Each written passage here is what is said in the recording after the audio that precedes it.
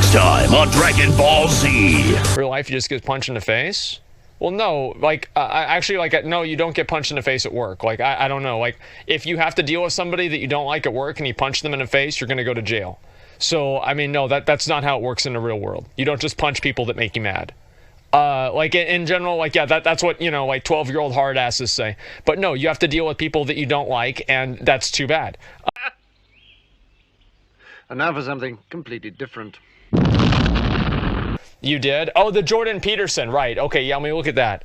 I'll just actually go over here. All right. Jordan Peterson Warcraft.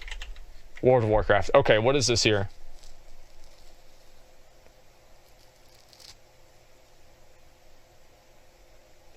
Are video games like World of Warcraft bad for you? Wow. Okay. Let's see. You're deep into the material, so to speak. Server shutdown is in 15 minutes. Directly meaningful. 10 minutes. Yes.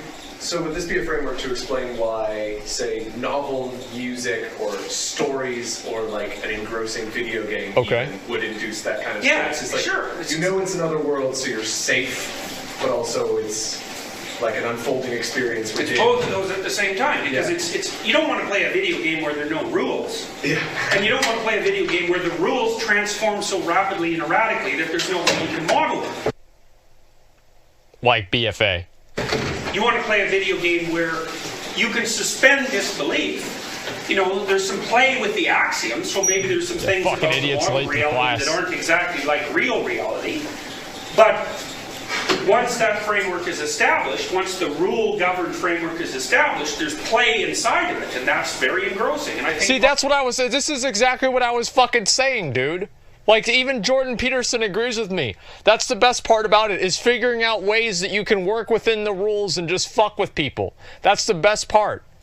Part of the reason it's engrossing is, one, you actually learn things from playing games, because in some sense you're always playing a game, right? Because you're always inside a reality that's bounded by a certain set of assumptions, and it's not the total reality. It's like a game-like representation of the total reality, and, you know, hopefully it's a good enough game-like representation. You know, one of the things I was thinking about in relationship to video games was, you know, I've read critiques of video games where people complain about young people generally being engaged in video games to the expense of having a real life. And then I was thinking, I don't know if you know about Edward, I think his name is Edward Castronova. Now, he's an economist who studied video games. And he did this quite a while ago. I think it's got to be more than 10 years ago now. But he made the claim at that point that one of the big, massive online player games, I think it was World of Warcraft, but that might be wrong. Okay, all right, here we go. Here we go. Really, not in any fake way, partly because you could sell artifacts that you were producing on eBay, for example, but also partly because people traded within it. And like, there was no reason to assume that the additional level of abstraction that that video game represented was necessarily any more abstract than what we were already doing in economies.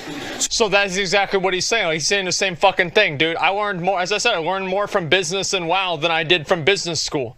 Like, I learned how to get people to buy shit that they don't need. I got people, like, how to upsell people. Like, there's so much that I learned. See, whenever I'm saying this, right, everybody just thinks that I'm some kind of a fucking stupid jackass. But now Jordan Peterson's saying the same fucking thing because an economist said the same fucking thing, dude.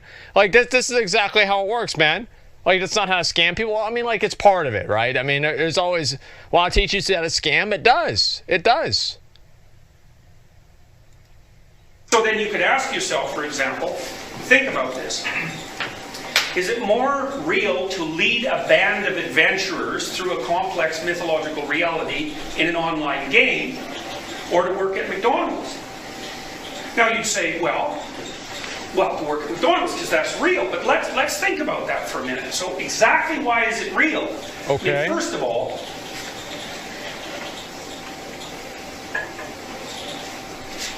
McDonald's.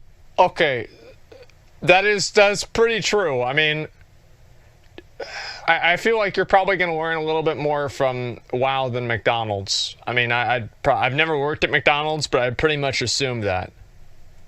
McDonald's couldn't exist unless it was nested in a whole bunch of other things, right?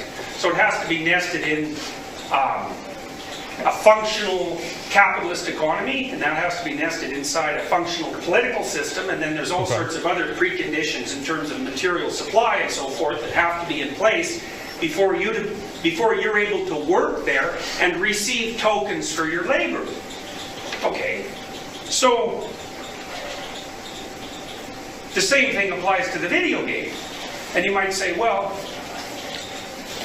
how do you determine which of those is real? And I would say, well, maybe one of the ways of determining whether a game is real is to what degree do you practice a wide range of the subsets of skills that would be transferable to other games while you're playing that game. And I think you can make a case that if... Let me tell you, as somebody who sucks at every fucking game that I play besides WoW, the only meta skills that you have are the meta skills you earn from WoW. Okay? Like, I suck at FPS games. I suck at every other type of game. But the one thing that I am kind of good at is, like, you know, figuring out, like, organizing shit in WoW. Like, that's basically it. Playing a very gaming philosophy, exactly. That the activities that you're engaging in, which involve leadership and cooperation and communication and problem solving, are actually a more comprehensive subset of the skills that you would have to develop to work in the world as a complex place than what you would pick up at McDonald's. Now, you know, obviously you can argue about that, but it's not self-evident. Okay. So, and I think that's Horus, that noticing, that's the eye. It's not thinking, because it's not the framing process. It's something outside of that. It's something that's watching. And I think if you notice, you'll see, if you go through your week, you'll notice, because you have to sort of stand outside yourself and think, aha, Horus, yeah, what is this Horus? What is Horus? Yeah, it's the Egyptian god, but what is he the god of? Slamming pussy. I was really into that. I was pulled right inside it, and then you see phenomena that occur along with that, which Csikszentmihalyi has detailed recently in his work on flow. You don't notice the passing of time. You're not self-conscious. And the activity is sustaining. You experience it as sustaining, even though it might be difficult.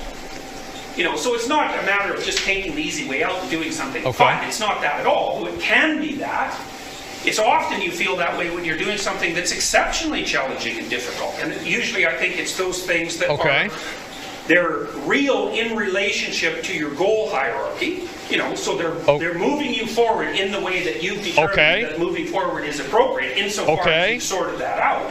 So, you know, A implies B, and B implies C, and C implies D, and so forth. And you've sorted that all out.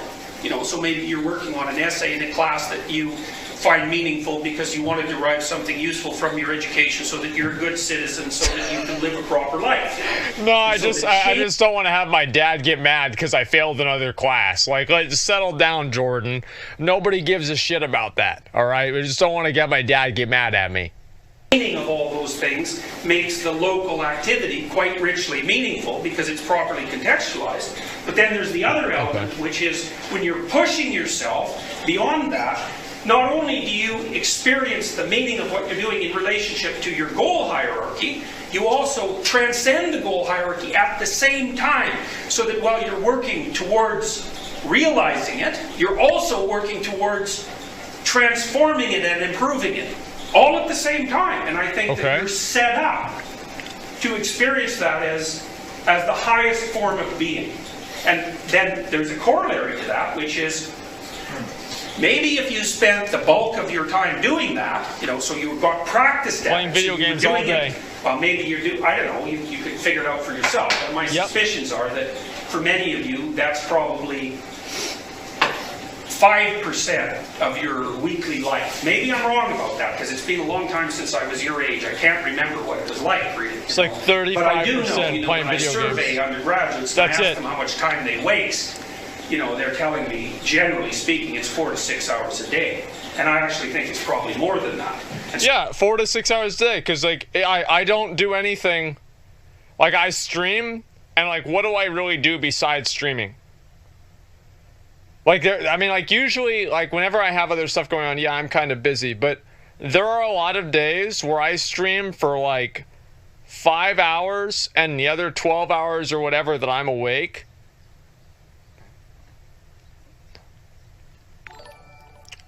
I don't even know what happens.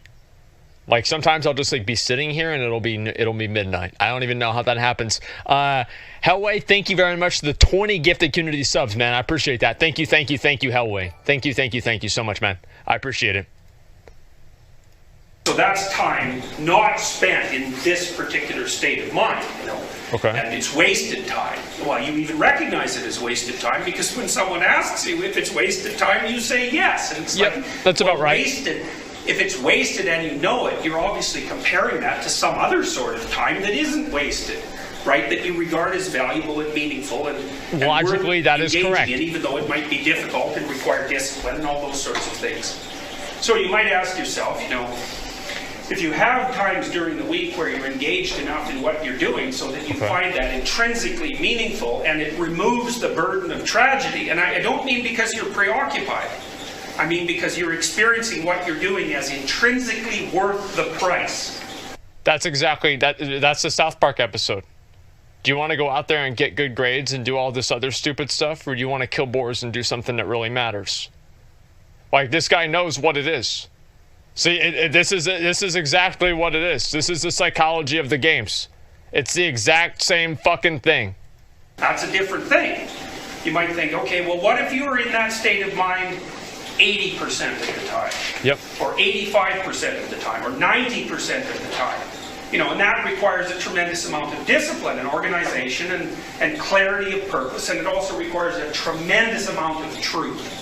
Because the enemy of setting yourself up so that you can do that is untruth. Because what happens is, to the degree that you engage in untruth, you contaminate your frames fundamentally, and then you're in real trouble.